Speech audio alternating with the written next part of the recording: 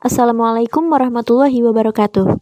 Kami dari kelompok 1 akan mempresentasikan proyek antarmuka Sistem Informasi Penjualan Furniture. Dengan anggota kelompok Muhammad Firman Afandi, Ria Rizky Amelia, dan Ulfa Solihati. Bab 1, Pendahuluan. 1. Latar belakang.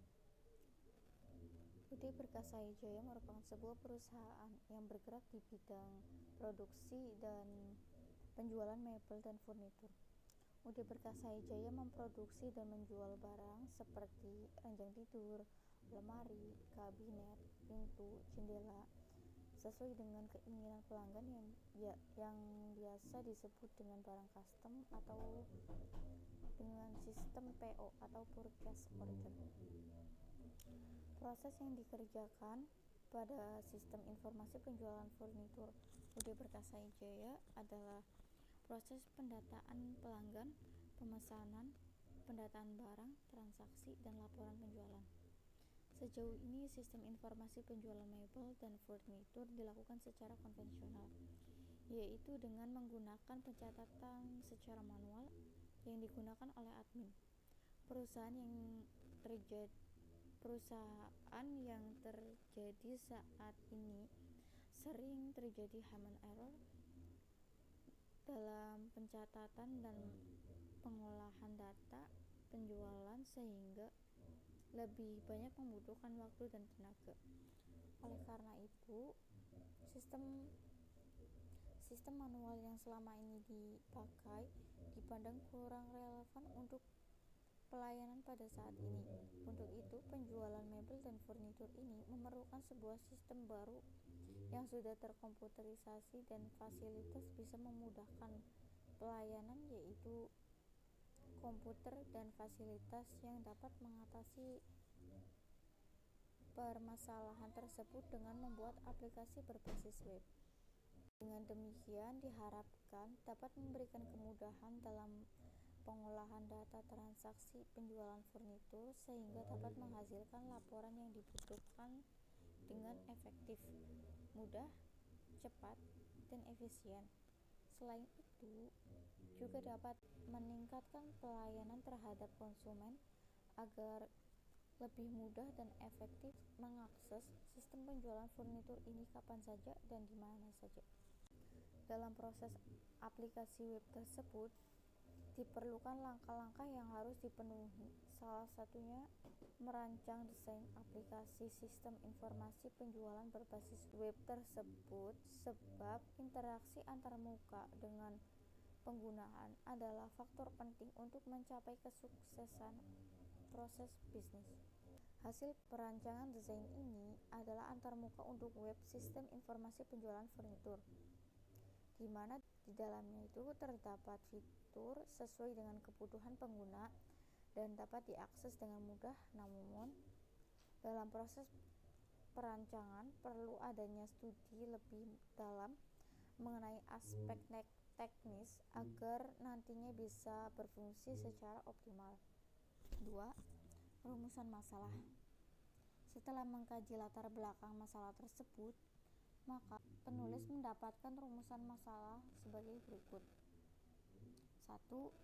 Apa saja kebutuhan pengguna untuk melakukan transaksi penjualan dan pembelian di aplikasi web sistem informasi penjualan furnitur.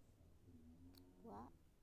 Apa saja langkah perancangan bisnis yang baik untuk membangun dan mengembangkan aplikasi web sistem informasi penjualan furnitur. 3. Bagaimana perancangan desain user interface pada aplikasi website dan sistem informasi penjualan e-furnitur yang sesuai dengan requirement. 3. Manfaat dan tujuan. Adapun manfaat dan tujuan dibuatnya sistem informasi penjualan furnitur berbasis web ini adalah sebagai berikut. 1. Menentukan kebutuhan pengguna aplikasi sistem penjualan furnitur untuk melakukan jual beli produk mebel dan furnitur. 2. Melakukan perancangan bisnis dengan menentukan potensi dan peluang untuk aplikasi sistem penjualan e-furnitur. 3. Memberikan rekomendasi rancangan desain prototip aplikasi mobile kepada UD Berkah Jaya yang sesuai dengan requirement. 4. Ruang lingkup. User dapat melakukan pendaftaran dan login aplikasi web sistem informasi penjualan furniture. User dapat mengakses menu yang ada pada aplikasi seperti menu dashboard, kategori, produk, transaksi, dan mengajukan pertanyaan melalui menu hubungi saya. User dapat melakukan transaksi pembelian furniture. Admin dapat melakukan login dan dapat mengelola data user, data produk, data kategori, dan data transaksi. 2. Landasan teori. 1. Interaksi manusia dengan komputer. Interaksi manusia dan komputer merupakan suatu jenis tindakan atau aksi yang terjadi antara makhluk hidup, yaitu manusia, dengan sebuah alat yang digunakan untuk mengolah data, atau disebut juga komputer, yang mempengaruhi atau memiliki efek satu sama lain. Bentuk interaksi antara manusia dan komputer memakai antarmuka. Pada awal generasi awal PC menggunakan antarmuka command driven. Pada sistem ini pemakai diberikan tanda prompt shell dan pemakai mengetikkan perintah untuk mengatur komputer. Sekarang dengan GUI, pemakai menggunakan mouse untuk memilih menu pilihan yang dikemas dalam bentuk menu atau icon.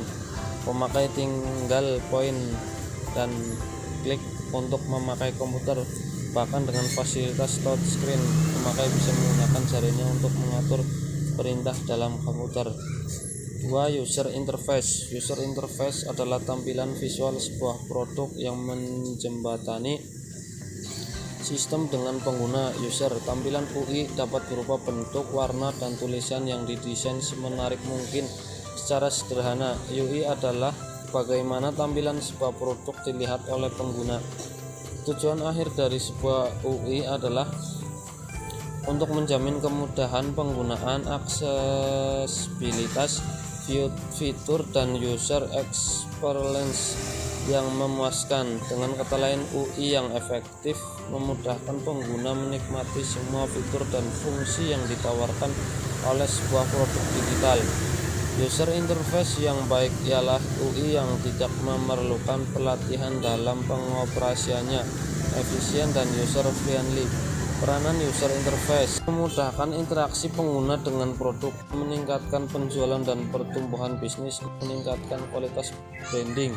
3. Mockup. Mockup adalah rancangan yang menunjukkan contoh bagaimana penampilan dari input maupun output yang mengandung data sebenarnya. Mockup menyampaikan aspek desain visual termasuk gambar, warna, dan tipografi. Mockup memberikan gambaran secara detail sebelum produk dibuat. Dengan kata lain, mockup merupakan visualisasi konsep desain. Kelebihan mockup adalah 1. Mengorganisir detail dari proyek. 2. Menemukan error. 3. Menerjemahkan ide ke dalam bahasa yang dapat dimengerti stakeholders. 4. Menyampaikan ide kepada anggota tim. 5. Implementasi desain. 6. Perspektif user. Bab 3. Pembahasan. Terdapat 3 subbab pada pembahasan ini, yaitu mockup, analisa dari kelompok lain, dan analisa terhadap kelompok lain. Berikut adalah tampilan mockup beranda dari sistem informasi penjualan furniture. Pada menu sign in, terdapat submenu yang bisa diakses, yaitu My Profile dan Sign Out. Selanjutnya adalah tampilan dari halaman sign in atau login. Kemudian dilanjut tampilan dari Sign Up Member.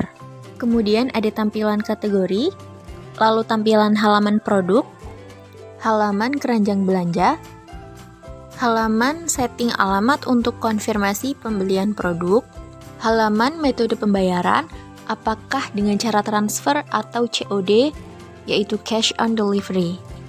Lalu ini adalah halaman transaksi yang telah dilakukan. User bisa mencetak invoice atas transaksi yang telah dibayar.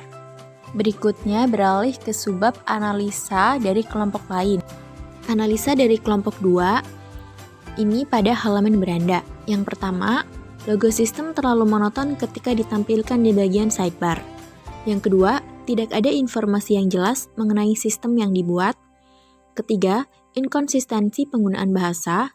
Yang keempat, sebaiknya pada halaman beranda langsung menampilkan pilihan kategori beserta produk-produknya. Dan yang kelima, ukuran gambar yang tidak sama terlihat tidak rapi. Apakah gambar yang berukuran besar adalah produk favorit atau bagaimana? Untuk logo sistem mungkin akan dikembangkan lagi ke depannya sehingga bisa tampak lebih menarik. Dan mengenai informasi yang jelas mengenai sistem yang dibuat, mungkin dari segi tampilan saja dari user sudah mengetahui bahwa ini adalah sistem informasi penjualan ya. Cuman mungkin kami belum memberikan detail-detail yang lebih rinci mengenai sistem penjualan ini. Untuk halaman beranda ini memang ada pilihan produknya ya. Bisa dilihat di situ. Untuk yang gambar berukuran besar itu bukan produk favorit, melainkan produk terbaru yang ada di sistem penjualan ini. Dan untuk bagian koleksi kami, gambar di bawahnya itu merupakan produk yang kami jual. Untuk kategori sengaja dibikinkan menu tersendiri supaya user bisa lebih mudah dalam mengaksesnya. Selanjutnya adalah tampilan halaman produk. Pertama, inkonsistensi penggunaan bahasa. Kedua, kurang menu detail produk. Ketiga, sebaiknya pesan beli diganti tambahkan ke keranjang. Untuk inkonsistensi penggunaan bahasa, sebenarnya banyak ya website yang menggunakan dua bahasa, yaitu bahasa Indonesia dan bahasa Inggris. Untuk halaman detail produk, sebenarnya akan tampil apabila user mengklik gambar produknya. Untuk kata beli bisa diterima dan mungkin kedepannya akan diganti tambahkan ke keranjang. Selanjutnya pada halaman sign up perlu tambahan nomor HP sebagai media komunikasi karena ini adalah website penjualan barang. Ya, di sini memang belum ada ya kolom nomor HP-nya. Jadi akan ditambahkan sebagai perbaikan dari sistem ini. Selanjutnya pada halaman transaksi keranjang belanja. Yang pertama, sebaiknya pada menu transaksi terdapat pemberitahuan apakah barang sedang dikemas, hendak dikirim, dan pesanan selesai. Kedua, tidak ada submenu untuk menampilkan yang pesanan yang belum dibayar, menu pembayaran, dan form cetak invoice ketika pesanan selesai. Jadi, dari tampilan ini memang belum ada ya fitur notifikasi untuk user mengenai status produk yang telah dibeli. Lalu untuk menu pembayarannya sendiri akan muncul apabila user mengklik atau menekan tombol beli produk. Dan cetak invoice bisa ditampilkan setelah user melakukan pembayaran produk. Selanjutnya analisa dari kelompok 3. Pada bagian kiri, yang pertama, inkonsistensi bahasa yang digunakan. Kedua, ketidakjelasan menu sidebar dari kategori dan produk. Ketiga, harusnya tools transaksi masuk ke dalam keranjang belanja. Menu kategori sendiri berguna untuk menampilkan kategori dari produk furniture yang ada di sistem penjualan e-furniture ini. Jadi, user bisa lebih mudah dalam mencari produk yang diinginkan. Kemudian untuk menu produk sendiri itu untuk mengakses seluruh daftar produk yang ada di sistem ini. Untuk tools transaksi mungkin di sini memang tidak terlalu jelas. Jadi ada bagian yang masuk ke dalam keranjang belanja dan yang memang harus ada di menu transaksi. Seperti riwayat transaksi pembelian produk yang telah dilakukan oleh user. Lanjut pada bagian tengah. Yang pertama, kurang jelasnya informasi dari koleksi kami. Contoh dengan memberikan nama produk yang ditampilkan pada highlight. Kedua, harusnya di menu keranjang belanja ada menu rincian transaksi. Ketiga, tidak ada footer. Keempat, kurang jelasnya informasi tambahan fitur chat dan sosmed toko. Pada bagian kanan, yang pertama, inkonsistensi penggunaan bahasa. Yang kedua, tidak ada fitur buat akun dan lupa password. Ya, di tampilan ini memang tidak ada nama spesifik dari masing-masing produk ya. Untuk menu rincian transaksi sendiri mungkin seperti riwayat transaksi pembelian ya. itu memang harusnya masuk ke menu transaksi, karena untuk keranjang belanja itu hanya untuk melakukan check out atau pembeliannya. Kemudian di sini memang tidak ada footer. Tetapi untuk fitur chat itu sebenarnya bisa digantikan dengan fitur hubungi kami. Jadi apabila user mengalami kendala, bisa memanfaatkan fitur tersebut. Untuk sosmednya sendiri tidak ada karena di sini belum ada footernya. Untuk lupa password memang belum ada di tampilan mockup ini. Selanjutnya analisa dari kelompok 4. Pada bagian kiri, yang pertama, tampilan sudah rapi. Kedua, menu sesuai urutan abjad. Ketiga, konsisten dalam penggunaan huruf kapital. Keempat, ini link atau bukan, agak membingungkan. Jadi untuk fact dan hubungi kami itu menu yang bisa diakses oleh user. Menu fact atau frequently asked questions memuat pertanyaan yang sering diajukan oleh user, baik terkait produk maupun layanan dari sistem penjualan ini. Untuk menu hubungi kami bisa dimanfaatkan user apabila mengalami kendala dan juga untuk mengajukan kritik ataupun saran terkait sistem ini. Lalu, pada bagian atas atau header, pertama, tampilan sudah rapi. Kedua, fungsi keranjang agak membingungkan. Bukannya pada bagian produk, jika memilih tombol beli akan langsung diproses atau harus masuk ke keranjang dulu. Atau fungsi keranjang bisa untuk menyimpan produk yang akan dibeli terlebih dahulu, namun proses checkout-nya nanti. Ya, jadi fungsi keranjang itu untuk menampung atau menyimpan produk yang ingin dibeli oleh user. Lanjut pada bagian tengah, tampilan menarik, mudah dipahami, dan rapi. Tampilan menu untuk mendaftar dan login sederhana dan mudah dipahami. Tampilan kategori sudah rapi, namun lebih baik jika diurutkan sesuai abjad. Tampilan menu produk rapi, mudah dipahami, dan menarik, dan tampilan transaksi rapi dan mudah dipahami. Terima kasih kepada seluruh kelompok yang telah melakukan analisa terhadap kelompok 1. Tentunya analisa tersebut sangat bermanfaat sebagai pembelajaran dan perbaikan untuk membuat tampilan yang jauh lebih baik lagi ke depannya. Selanjutnya analisa terhadap kelompok lain. Yang pertama kelompok 2. Di sini, penggunaan warna monoton pada bagian header. Headernya berwarna abu-abu, sementara background websitenya berwarna putih. Sebaiknya gunakan warna lain untuk memperindah tampilan website. Lalu, tidak ada header, sidebar, dan footer untuk dapat mengakses kontrol menu seperti buat akun, informasi pendaftaran, berupa jadwal dan alur pendaftaran, help, sign in ataupun login, dan menu lain yang dibutuhkan. Sebaiknya, tambahkan icon untuk memperindah tampilan. Contoh pada bagian daftar dan detail. Selanjutnya adalah tampilan login dan buat akun.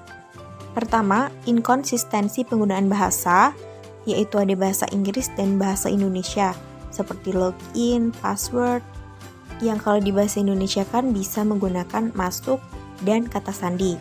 Kemudian, tidak ada header, footer, dan sidebar. Tidak ada menu untuk kembali ke halaman beranda. Pada halaman buat akun tidak ada menu kembali ke login. Sebenarnya bisa menggunakan tombol batal, tetapi akan lebih baik apabila tombol batal itu diganti menjadi sudah punya akun, silakan login. Untuk pemilihan warnanya sendiri sudah menarik dan enak dilihat. Selanjutnya halaman detail pondok pesantren dan formulir isi data diri. Yang pertama, sebaiknya tambahkan sentuhan warna pada bagian background sehingga website tampak lebih menarik. Kedua, perlu ditambahkan dokumentasi tambahan terkait pondok pesantren terdaftar, seperti kegiatan unggulan ataupun kegiatan rutin sehingga menambah minat calon pendaftar. Ketiga, pada bagian isi data diri, tambahkan kolom tempat tanggal lahir dan upload foto untuk memperkuat dokumen pendaftaran.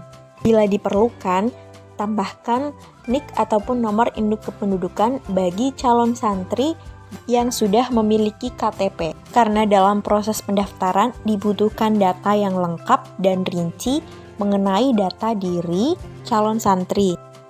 Berikut adalah tampilan bukti pembayaran dan bukti pendaftaran dari santri yang sudah melakukan pendaftaran dan pembayaran. Akan lebih baik untuk memilih warna yang berbeda pada bagian background ataupun header, dan juga melengkapinya dengan kontrol menu sehingga santri bisa mudah mengakses menu-menu yang ada pada website tersebut. Selanjutnya, analisa terhadap kelompok 3. Kelompok 3 membuat sistem informasi penyewaan DVD yang bernama riset, yaitu rental kaset.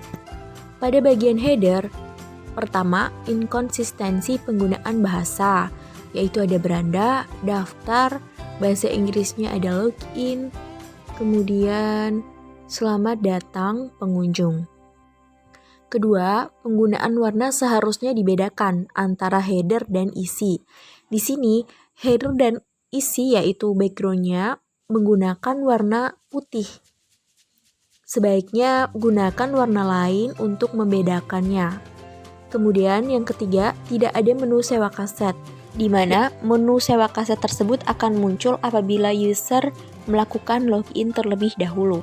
Selanjutnya bagian login dan daftar, inkonsistensi penggunaan bahasa. Kemudian ini untuk tombolnya mungkin akan lebih baik gunakan login ya, jangan simpan. Lalu pada bagian isi, ini pada gambar filmnya, besar kecilnya font tidak rapi. Jadi tidak jelas ini besar kecilnya font itu tergantung apa.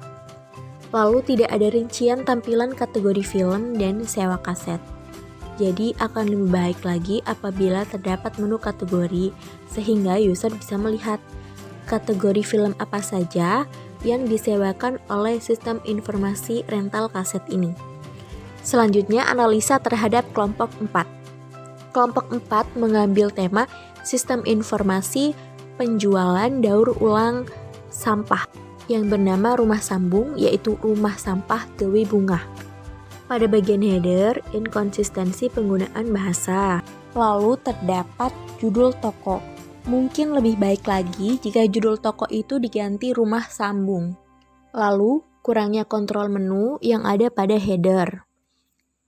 Seharusnya ada menu kategori dan menu produk yang dijual, sehingga memudahkan user untuk memilih produk apa saja yang ada pada sistem penjualan ini. Kemudian tidak ada icon pada menu keranjang dan detail, sehingga kurang menarik. Penggunaan warnanya yang abu-abu juga kurang sesuai dengan tema warna websitenya. Karena websitenya bertema hijau, jadi lebih baik untuk warna abu-abunya diganti dengan warna lain yang lebih kontras. Penggunaan icon juga sangat membantu di sini. Untuk tidak ada nama toko spesifiknya tadi yang sudah saya sebutkan, yaitu rumah sambungnya. Lalu sebaiknya gunakan warna yang berbeda untuk header dan footer. Mungkin untuk footernya bisa dibedakan lagi warnanya, dan ukuran font dari kontak baik telepon, email, dan juga Instagramnya mungkin bisa diperkecil lagi. Sebagai tambahan, untuk gambar usernya akan lebih baik lagi jika menyatu dengan daftar ataupun login, supaya lebih jelas dan tidak membingungkan. Berikut adalah tampilan dari website informasi penjualan furniture yang merupakan implementasi dari desain mockup yang telah dibuat sebelumnya. Website ini masih dalam tahap pengembangan sehingga belum banyak menu-menu yang ada pada website tersebut. Ini adalah tampilan daftar produk di mana di situ sudah ada nama spesifik dari masing-masing produk. Kemudian ini adalah halaman data booking ataupun keranjang belanjanya. Karena masih dalam pengembangan, jadi tampilannya masih sederhana dan belum banyak kolom-kolom tambahannya. 4. Penutup. 1. Kesimpulan. Dengan terciptanya sistem informasi penjualan mebel dan furniture berbasis web ini dapat disimpulkan seperti berikut. 1. Pengguna membutuhkan menu-menu yang dapat digunakan untuk melakukan transaksi. 2. Langkah perancangan bisnis yang baik, yaitu dengan menyediakan web aplikasi penjualan furniture yang baik, tidak berbelit-belit dan user friendly. 3. Perancangan desain user friendly pada aplikasi web sistem informasi penjualan furniture dengan mengikuti aturan dan kaidah yang ada. 2. Saran: lakukan pemeliharaan dan pengecekan berkala terkait sistem informasi penjualan furniture. 2. Lakukan pengembangan terutama dalam antarmuka pengguna user interface sehingga benar-benar sesuai dengan kebutuhan. Demikian presentasi dari kelompok 1. Mohon maaf apabila masih banyak kekurangan dan kesalahan. Terima kasih kepada penonton yang sudah menyimak video ini. Semoga video ini bisa bermanfaat. Amin. Jangan lupa like dan share video ini, dan juga subscribe channelnya. Wassalamualaikum warahmatullahi wabarakatuh.